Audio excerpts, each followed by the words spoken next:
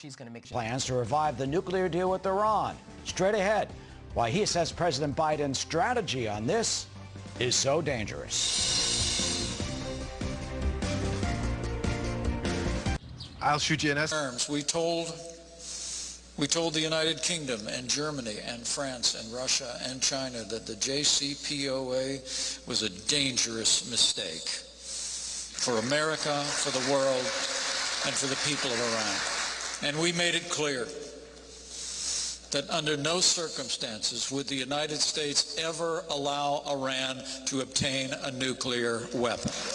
Oh, that's former Vice President Mike Pence speaking out at the Free Iran Summit last week, as President Biden and the European allies at the G20 say they are convinced the Iranian nuclear deal can be restored.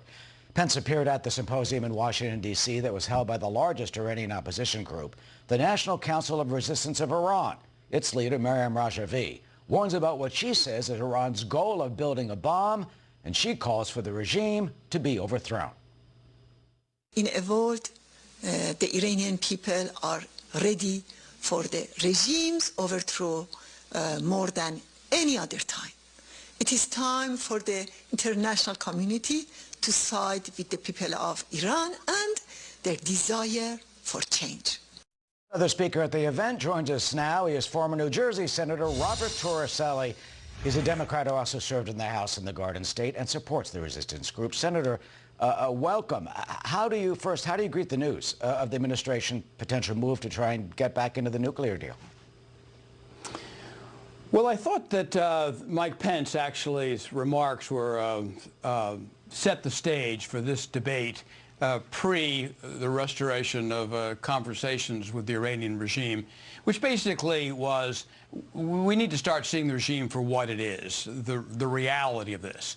The Biden administration may be enthusiastic to renew conversations and seek a restoration of the JCPOA, but simultaneously the Iranian regime is doing missile attacks on American soldiers, continuing with terrorist activities, and just selected as its leader a man who simultaneously in Europe is being investigated for crimes against humanity, Raisi.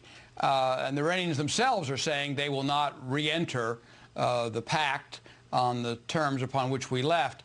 So I understand the administration pursuing the objective, but I think, as Mike Pence said, we need to have some sense of renewed reality about the regime in Tehran. And do you think that the State Department and the White House will get that renewed reality, as you say? I mean, they're talking about potentially unfreezing $1 billion in Iranian assets, while the Trump administration had the maximum pressure that seemed to bring the Iranian economy to the brink.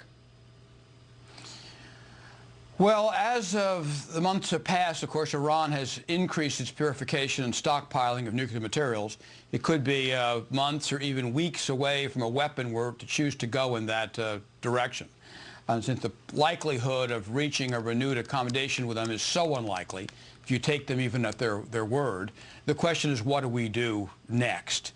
My fear is that we're entering into a period of history here, post-Afghanistan, where in Tehran, vis-a-vis a nuclear weapon, in China vis-a-vis Taiwan, there's going to be a sense that a door is open, and maybe for a limited amount of time, to seek their ambitions. I think we're headed for a very perilous year ahead in American foreign policy, and it starts with Tehran and nuclear weapons. How do you think we should respond?